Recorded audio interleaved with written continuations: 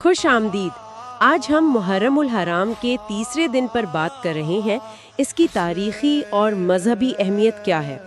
ہمارے پاس جو مواد ہے، کربلا کی پیاس، محرم الحرام کی اہمیت، وہ اس پر روشنی ڈالتا ہے، اور اس میں شیعہ اور سنی دونوں مکاتب فکر کا ذکر ملتا ہے۔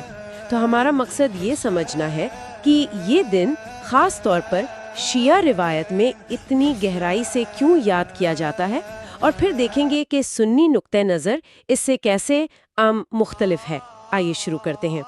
تو بتائیے، تیسرے محرم کو کربلا میں کیا خاص پیش رفت ہوئی؟ واقعات کیسے آگے بڑھیں؟ جی دیکھیں، دوسری محرم کو تو امام حسین کربلا پہنچے تھے۔ تیسرا محرم وہ دن تھا جب آپ کہہ سکتے ہیں حالات نے ایک دم سنگین رخ اختیار کر لیا۔ اچھا، کیسے؟ اس دن عمر ابن سعد ایک بڑا لشکر لے کر پہنچا۔ عمر ابن سعد؟ جی، اور اسے کوفہ کے گورنر عبید اللہ ابن زیاد کی طرف سے بالکل واضح حکم تھا۔ کیا حکم تھا؟ حکم یہ تھا کہ یا تو امام حسین سے یزید کی بیعت لی جائے، یعنی ان کی حکمرانی تسلیم کروائی جائے، یا پھر جنگ کی جائے۔ تو یہ ایک طرح سے الٹیمیٹم تھا؟ بالکل، آپ کہہ سکتی ہیں۔ اور اسی دن وہ واقعہ بھی پیش آیا جس کا ذکر بہت زیادہ ہوتا ہے، یعنی پانی کی بندش۔ ہاں، پانی کا مسئلہ یہ تیسرے محرم کو شروع ہوا؟ جی ہاں، یہی سب سے اہم نقطہ ہے۔ اسی دن دریائے فرات تک امام حسین کے قافلے کی رسائی آپ کہہ لیں باقاعدہ طور پر روک دی گئی۔ اوہ، تو یہ صرف ایک فوجی چال نہیں تھی؟ نہیں، یہ صرف فوجی حکمت عملی نہیں تھی کہ بھئی دشمن کو کمزور کرنا ہے۔ یہ ایک گہرا نفسیاتی حربہ بھی تھا۔ اہل بیت کے کیمپ میں بچوں اور عورتوں سمیت شدید مشکلات کا آغاز یہاں سے ہوا۔ پیاس کا معاملہ شروع ہو گیا۔ سمجھ آئی۔ تو یہ دن یعنی تیسرا محرم شیعہ روایت میں ان تکلیف، خاص کر پیاس کے آغاز کی علامت بن گیا۔ اسے یاد کیسے کیا جاتا ہے پھر؟ اس دن کی یاد میں خاص مجالس ہوتی ہیں، مرثیے پڑھے جاتے ہیں، نوحے ہوتے ہیں، جن میں خاص طور پر اسی پیاس کا، پانی کی بندش کا، اور اس سے جو اذیت شروع ہوئی اس کا ذکر ہوتا ہے۔ بچوں کی پیاس کا ذکر بہت نمایاں ہوتا ہے۔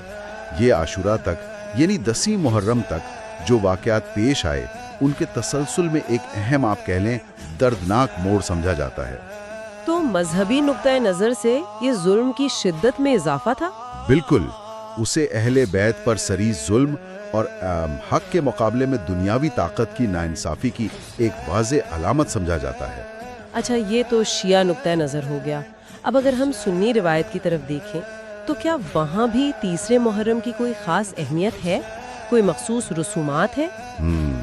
دیکھیں، عمومی طور پر جو مرکزی سنی روایت ہے اس میں تیسرے محرم کے لیے کوئی خاص آپ کہیں مذہبی عمل یا رسم وابستہ نہیں ہے۔ یعنی کوئی خاص عبادت یا یاد منانے کا طریقہ نہیں؟ جی نہیں، محرم کا پورا مہینہ ہی مقدس سمجھا جاتا ہے۔ قرآن پاک میں بھی ذکر ہے، سورۃ التوبہ میں 4 حرمت والے مہینوں میں سے ایک ہے۔ تو سنی روایت میں زیادہ توجہ 10ویں محرم یعنی عاشورہ پر ہوتی ہے۔ عاشورہ پر؟ ہاں، اس دن روزہ رکھا جاتا ہے؟ جی، روزہ رکھنے کی روایت ہے، اور اس سے کئی تاریخی واقعات سے جوڑا جاتا ہے، جیسے حضرت موسیٰ علیہ السلام اور بنی اسرائیل کی فرعون سے نجات کا واقعہ۔ لیکن جو کربلا کے اصل واقعات ہیں، جیسے یہ پانی کی بندش کا ذکر آپ نے کیا، کیا سنی تاریخی ذرائع میں ان کا ذکر ملتا ہے؟ انہیں تسلیم کیا جاتا ہے؟ جی ہاں، بالکل تسلیم کیا جاتا ہے۔ سانحہ کربلا کو ایک تاریخی حقیقت مانا جاتا ہے، اور امام حسین رضی اللہ عنہ کا بہت احترام کیا جاتا ہے۔ جو مستند سنی تاریخی کتب ہیں، جیسے آپ تاریخ طبری دیکھ لیں یا ابن کثیر کی البدایہ اور نہایہ، ان میں یہ واقعات تفصیل سے ملتے ہیں۔ محاصرے کا ذکر بھی ہے، پانی کی بندش کا ذکر بھی ہے۔ تو پھر فرق کہاں ہے؟ اور فرق بنیادی طور پر یاد منانے کے انداز میں ہے۔ شیعہ روایت میں جیسے ہم نے بات کی، ہر دن کی ایک خاص اہمیت ہے، ایک خاص واقعہ ہے جس سے وابستہ یاد اور رسومات ہیں، جبکہ سنی روایات میں اگرچہ واقعے پر افسوس ہے اور امام حسین رضی اللہ تعالی عنہ کی قربانی کو تسلیم کیا جاتا ہے، لیکن زور مجموعی اخلاقی سبق پر زیادہ ہوتا ہے۔ یعنی ظلم کے خلاف حق پر ڈٹ جانے کا سبق۔ بالکل، ہر دن کی الگ الگ رسومات پر اتنا زور نہیں ہوتا جتنا مجموعی پیغام پر ہوتا ہے۔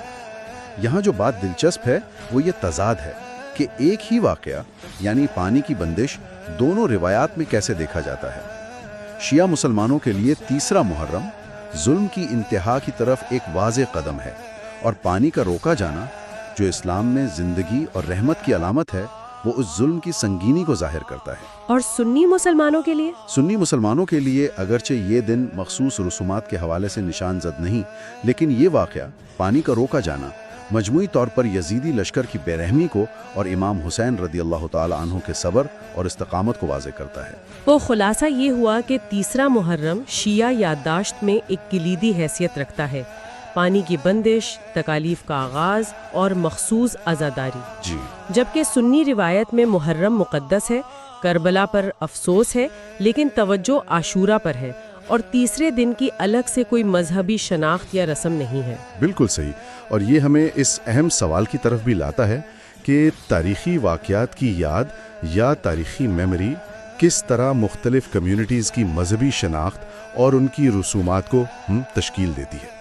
اس مخصوص دن سے ہٹ کر بھی اگر دیکھیں تو عاشورہ تک جو یہ واقعات پیش آتے رہے، وہ ہمیں انصاف، ظلم، اصولوں کی خاطر قربانی، ان جیسے بڑے موضوعات پر غور و فکر کی دعوت دیتے ہیں۔ اور شاید ایک آخری نقطہ یہاں سوچنے کے لیے یہ بھی ہے کہ کس طرح یہ مشکلات کا بتدریج بڑھنا، جیسے تیسرے محرم سے پانی بند ہوا، پھر آگے مزید سختیاں آئیں، اور ان کا سامنا کرنے کا انداز، یہ ہمیں استقامت اور اصول پرستی کے جو اسباق ہیں انہیں سمجھنے اور شاید اگلی نسلوں تک منتقل کرنے میں کیسے مدد دیتا ہے۔ یہ بہت اہم نقطہ ہے۔ استقامت کا یہ پہلو بہت نمایاں ہے۔